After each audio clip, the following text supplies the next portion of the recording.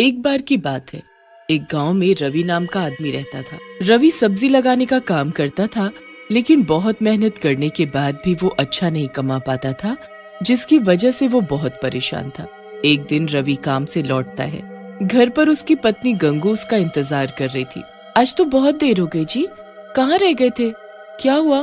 तुम्हें क्या लगता है मैं फालतू में घूमता रहता हूँ? अरे काम पर गया था, लेट हो गया। जब देखो जासूसी करती रहती हो मेरी।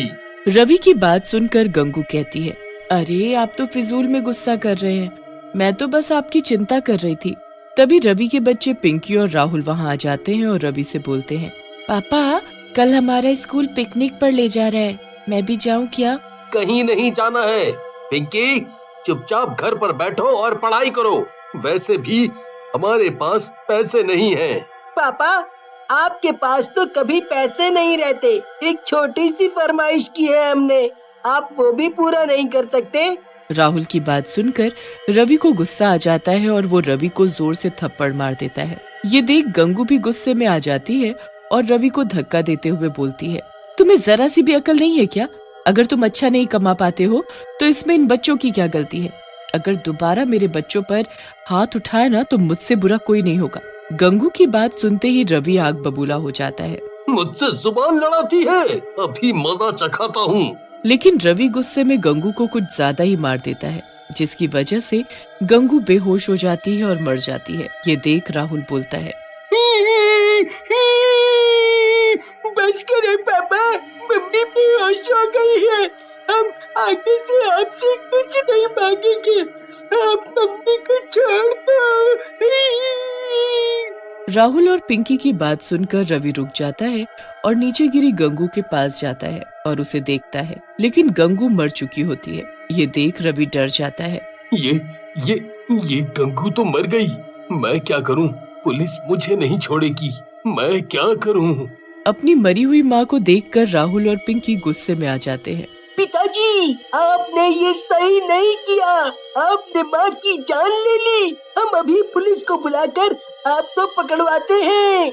राहुल की बात सुनकर रवि और भी ज्यादा घबरा जाता है और वहाँ से भाग जाता है। राहुल और पिंकी अपनी माँ गंगू के पास खड़े रोते रहते हैं। गांव वालों को राहुल और पिंकी कुछ नहीं बताते और गांव वाले गंगू का अंतिम संस्कार कर देते हैं।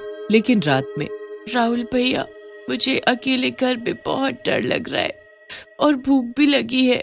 पिंकी की बात सुनकर राहुल बोलता है, पिंकी डरने की क्या बात है, मैं हूँ ना। मेरे रहते तुम्हें चिंता करने की कोई जरूरत नहीं है। तुम रुको, मैं आता हूँ। राहुल खाने की तलाश में घर से बाहर निकल जाता है, लेकिन उसे कुछ भी नहीं मिलता और वो खाली हाथ वापस आ जाता है। लगता है पिंकी हमें आज खाली पेट ही सोना पड़ेगा। मुझे बाहर कुछ भी नहीं मिला और घर पर भी कुछ नहीं है।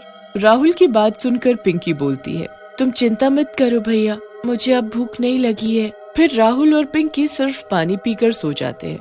रात में घर पर जोरों से दस्तक होती है। राहुल और पिंकी नींद से उठ जाते हैं। फिर राहुल जाकर दरवाजा खोलता है। दरवाजे पर गंगू की आत्मा खड़ी होती है। गंगू की आत्मा को देख राहुल खुश हो जाता है। गंगू की आत्मा घर के अंदर आ जाती है। पिंकी भी अपनी माँ की आत्मा को देखकर खुश हो जाती है और गंगू की आत्मा से लिपट जाती है। गंगू की आत्मा भी अपने बच्चों को देखकर रोने लगती है और बोलती है, सही कहा मेरे बच्चों, मैं तुम्हें छोड़कर कहीं नहीं जा पाई और देखो भगवान ने भी मुझे वापस भेज दिया है तुम्हारे पास। फिर गंगू अपने पास से राहुल और पिंकी को रोटी देती है। दोनों भरपेट खाते हैं और सो जाते हैं। अगली सुबह गंगू राहुल और पिंकी को लेकर दूसरे गांव में चली जाती है और रूप बदलकर अंडे की रेड़ी लगाने लगती है। मैं उस गांव से तो बाहर आ गई हूँ भगवान, ताकि मुझे कोई पहचान ना सके। हे भगवान मेरी मदद करना, ताकि मैं अपने बच्चों को अच्छे से रख पाऊँ। फिर गंगू रोज अंडे की रेड़ी लगाती और अंडे और ऑमलेट बना बना कर बेचती। उसके ऑमलेट और अंडे बहुत ही ज्यादा स्वादिष्ट होते, जिसकी वजह से दूर दूर से लोग उसके पास आने लगे। गंगू बहन, तुम जो ऑमलेट बनाती हो बहुत ही स्वादिष्ट होता है। मैंने उतना बढ़िया ऑमलेट कभी नहीं खाया। गांव वाले की बात सुनकर गंगू की आत्मा बोलती है, सही में भैया, लेकिन मेरे पति को तो मेरे हाथ का खाना पसंद नहीं है। अच्छा बहन, माफ करना, आपके पति को फिर कुछ नहीं आता जाता, उसे नहीं पता स्वाद का। हाँ। जैसे जैसे समय बीतने लगा गंगू की कमाई बढ़ने लगी और राहुल और पिंकी भी खूब खुश रहने लगे। लेकिन शायद उनकी किस्मत में ज्यादा दिन खुश होना नहीं लिखा था। गंगू से जलने वाले भी बहुत हो गए थे। एक दिन राणा नाम का दूसरा रेडी वाला अपने दोस्त काला से बोलता है, जब से ये गंगू यहाँ रेडी लगाने लगी है तब से हमारी बिक्री बंद हो गई है। पता नहीं मनहूस औरत लोगों पर क्या जादू करती है। मन तो करता है इसका गला दबा दूं। सही कह रहे हो भैया, चाहता तो मैं भी यही हूँ। जब से आई है हमारी तो कमाई ही बंद करवा दी। फिर काला और राणा गंगू को मारने का प्लान बनाते हैं और एक आदमी को गंगू को मारने के लिए बुलाते हैं। वो आदमी कोई और नहीं बल्कि रवि होता है, जो कि एक गुंडा बन चुका होता है। तुम दोनों चिंता मत करो, उस अंडे वाली की मैं भुर्जी बना दूंगा, भुर्जी। बस तुम दोनों बताओ कि वो कहाँ मिलेगी। फिर रवि काला और राणा की बताई जगह पर गंगू की रेड़ी के पास पहुंच जाता है और गंगू को पीछे खड़े होकर बोलता है, ए औरत, तूने मेरे दोस्तों का काम चौपट कर रखा है। आज तेरा आखिरी दिन है। आज के बाद तू कोई भी रेडी नहीं लगा पाएगी। रवि की बात सुनकर गंगू की आत्मा पलटती है। रवि गंगू को देखकर हैरान रह जाता है और डरते हुए बोलता है, गंगू, तू जिंदा कैसे हो गई? मैंने तो तुझे अपने हाथों से मारा था। रवि की बात सुनकर गंगू हंसने लगती है और बोलती है, तेरी मौत मेरे ही हाथों लिखी है, इसलिए शायद भगवान ने मुझे वापस भेजा है और मैं गंगू नहीं उसकी आत्मा हूँ, समझा। तभी गंगू अपने डरावने चुड़ैल के रूप में आ जाती है और रवि को गर्दन से पकड़कर उठा लेती है। रवि दर्द और दम घुटने की वजह से तड़पने लगता है। छोड़ दे मुझे गंगू, जाने दे, माफ कर दे। मैं कभी ऐसा नहीं करूँगा, माफ कर दे। तभी वहाँ पिंकी और राहुल भी आ जाते हैं। रवि की ऐसी हालत देखकर राहुल और पिंकी गंगू के पास जाते हैं और बोलते हैं, माँ, आप पिताजी को मत मारो, इनके खून से अपने हाथ मत रंगो, हम दोनों यही चाहते हैं। पिंकी और राहुल की बात सुनकर गंगू रवि को दूर फेंक देती है और बोलती है, देखा दुष्ट, तेरे इतना बुरा करने पर भी मेरे दोनों बच्चे तेरी जान बचाना चाहते हैं। जा, यहाँ से चला जा। लेकिन तभी वहाँ काला और राणा आ जाते हैं और पिंकी और राहुल को पकड़ लेते हैं और बोलते हैं, बहुत हुआ तुम दोनों का मिलन। गंगू, तूने हमारे काम धंधे में बहुत नुकसान किया है, आज उसका बदला लेंगे हम दोनों। ऐसा कहकर राणा और काला अपने एक हाथ में चाकू निकाल लेते हैं और राहुल और पिंकी की गर्दन पर रख देते हैं। लेकिन तभी वहाँ खड़ा रवि उन दोनों को जोर से धक्का देता है। राणा और काला गिर जाते हैं, जिसकी वजह से राहुल और पिंकी आजाद हो जाते हैं। ये तूने क्या किया रवि? अब इनसे पहले तेरा नंबर आएगा। ऐसा कहकर राणा और काला रवि को चाकू मार देते हैं। रवि घायल होकर गिर जाता है। गंगू को बहुत गुस्सा आता है और वो उन दोनों को उठाकर दूर फेंक देती है, जिसकी वजह से काला और राणा दोनों मर जाते हैं। गंगू रवि के पास जाती है और बोलती है, आज तुमने मेरे दोनों बच्चों की जान बचाई है, इसकी वजह से मैं तुम्हारे सारे पुराने पाप माफ करती हूँ। गंगू की बात सुनकर रवि रोने लगता है और बोलता है, मुझे माफ कर दो गंगू, मैंने बहुत बड़ी गलती कर दी, मुझे माफ कर दो। रवि की बात सुनकर गंगू बोलती है, तुम्हें मैं माफी तभी दूंगी जब तुम अपने बच्चों को संभालोगे और उनका ख्याल रखोगे। मैंने अपने दोनों बच्चों के नाम बहुत पैसा छोड़ा है और अब ये अंडे की रेडी तुम संभालो। मैं उनका पूरा ख्याल रखूंगा गंगू, और आगे से पैसों के पीछे भी नहीं भागूंगा, मेहनत करूंगा। हाँ, मेहनत। फिर गंगू की आत्मा वहाँ से गायब हो जाती है। एक शहर में एक बहुत ही बड़ा परिवार रहता था। हरी एक ऑफिस में काम किया करता था। एक दिन हरी जब घर आता है तो सबको एक खुशखबरी सुनाता है। अरे कहाँ हो सब, जल्दी आओ, जल्दी। क्या हुआ बेटा? क्या हुआ हरी, क्यों शोर मचा रहे हो?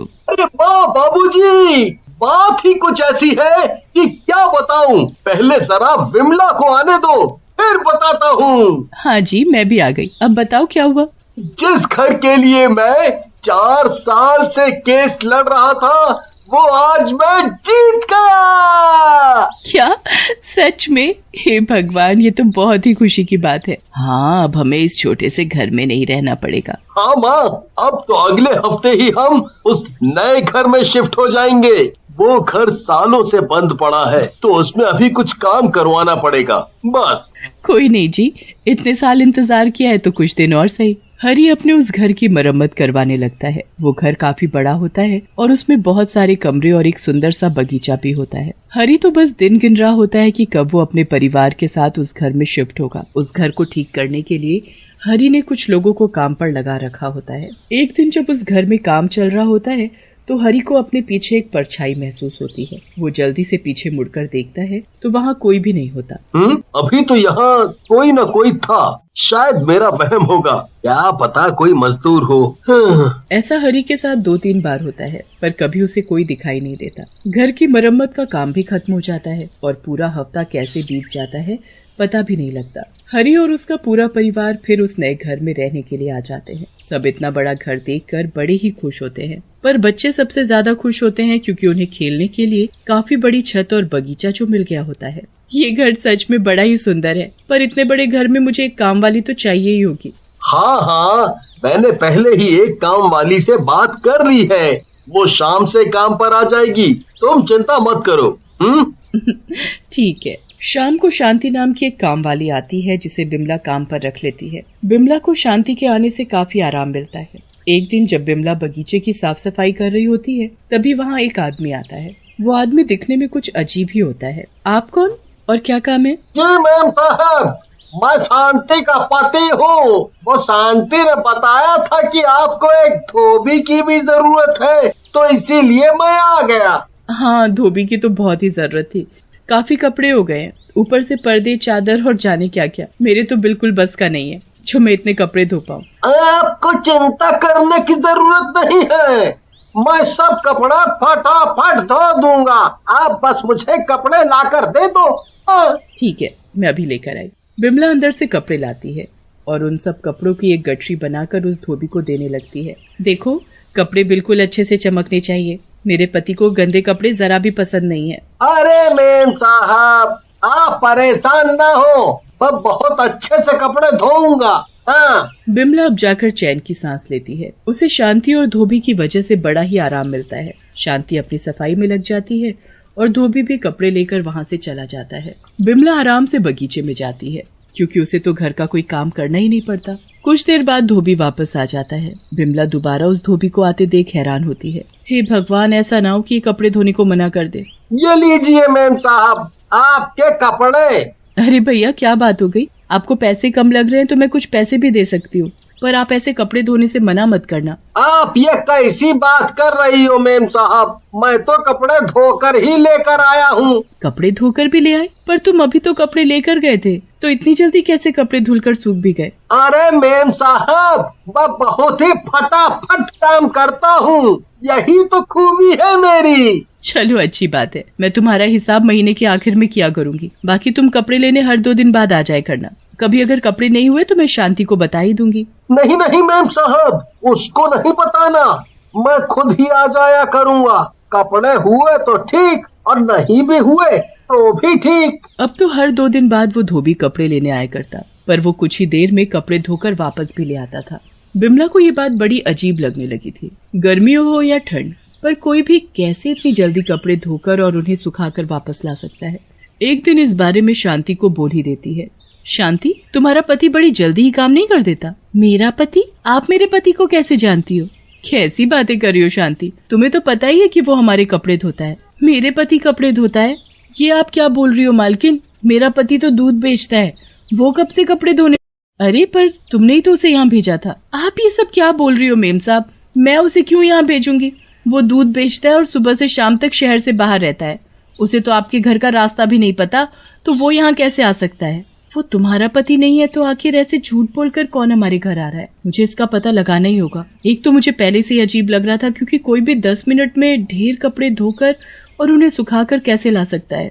10 मिनट में? क्या बात कर रही हो मेम साहब? मुझे तो जरूर ये राजू ही लग रहा है। राजू? ये राजू कौन है? वो एक धोबी था मेम साहब।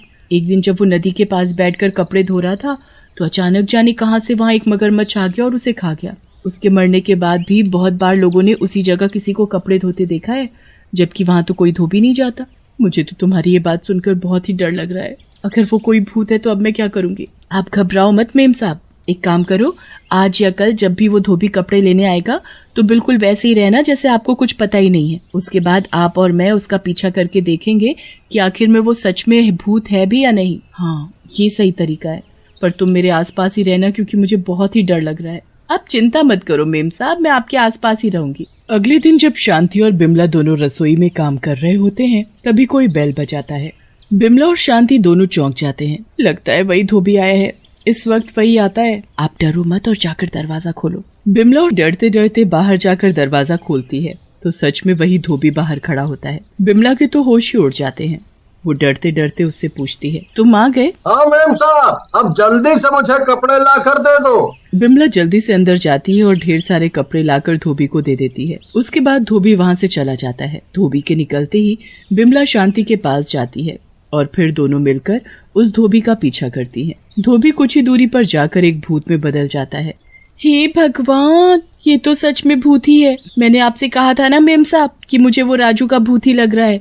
देखो मेरी बात सच हो गई। हाँ शांति, ये तो सच में भूत निकला। मुझे तो कभी शक ही नहीं हुआ था। खैर अब हम क्या करें? ये भूत मेरे ही घर क्यों आता है और चाहता क्या है? वो तो हमें इसके पीछे पीछे जाना पड़ेगा, तभी शायद कुछ पता चले। शांति और बिमला दोनों भूत का पीछा करती हुई नदी तक पहुंच जाती है। वहाँ भूत सारे कपड़े लेकर एक किनारे बैठ जाता है और फिर उनको पटक पटक कर धोने लगता है।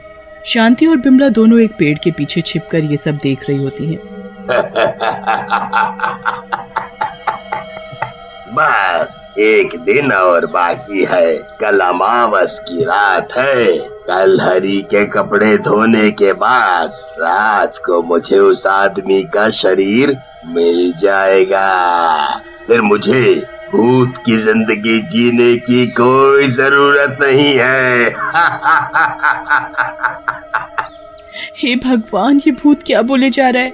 ये तो मेरे पति के कपड़ों पर जादू कर रहा है ताकि उनके शरीर पर कब्जा कर सके। मुझे उनको बचाना होगा। आप जल्दी से मेरे साथ चलो। पर कहाँ शांति? मैं किसी को जानती हूँ जो हमें इस मुसीबत से निकाल सकता है। चलो अब जल्दी चलो, हमारे पास वक्त नहीं बचा है। शांति बिमला को एक तांत्रिक के पास लेकर जाती है। वो तांत्रिक को सारी बात बताती है। मैं सब समझ गया हूँ। तुझे डरने की जरा भी जरूरत नहीं है। ये ले भभूत, और आज रात जब तेरा पति अपने गंदे कपड़े उतारेगा तो ये उन कपड़ों में छिड़क देना, और फिर जब वो भूत कल तेरे घर आएगा तो वो कपड़े उसे धोने को दे देना। बिमला बिल्कुल वैसा ही करती है। वो घर जाकर अपने पति के गंदे कपड़ों में भभूत छिड़क देती है और बाकी कपड़ों के साथ एक पोटली में बांध देती है। अगले दिन फिर से वही भूत धोबी के भेष में कपड़े लेने आता है। बिमला उसे वो पोटली पकड़ा देती है। फिर वो धोबी का पीछा करने लगती है। धोबी वो पोटली लेकर वही नदी के किनारे जाता है और रात होने का इंतजार करने लगता है। जैसे ही अंधेरा होता है वो भूत उस पोटली को खोलकर उसमें से हरी के कपड़े निकालकर जादू करना शुरू कर देता है। अब मैं इन कपड़ों पर जादू करके इनको पहन लूंगा और फिर हरी के शरीर को अपने वश में कर लूंगा। उसके बाद मेरे पास अपना एक शरीर होगा। भूत जादू करने के बाद जैसे ही उन कपड़ों को पहनता है तो कुछ ही देर बाद उसका शरीर आग की तरह जलने लगता है। भूत बुरी तरह चिल्लाने लगता है। ये क्या हो रहा है? ये क्या हो रहा है? मैं जल क्यों रहा हूँ? ये मुझे क्या हो रहा है? कुछ ही देर में उसका शरीर राख बन जाता है। बिमला खुशी खुशी अपने घर जाती है और अगले दिन शांति को सारी बात बताती है।